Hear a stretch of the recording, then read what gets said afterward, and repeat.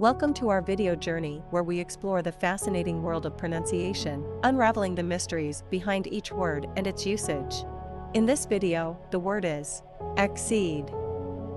Accede. Accede. Accede is a verb that means to agree to a request, proposal, or demand, often with the implication of formally granting permission or consent. Here are some examples. Example number 1. The board of directors decided to accede to the shareholders' request for greater transparency in financial reporting. Why accede is used in example number 1. Accede is used to indicate that the board of directors agreed to the shareholders' request for transparency. Example number 2. The government finally acceded to the protesters' demands and announced a series of reforms. Why accede is used in example number 2. Acceded is used to show that the government yielded to the demands of the protesters by agreeing to implement reforms.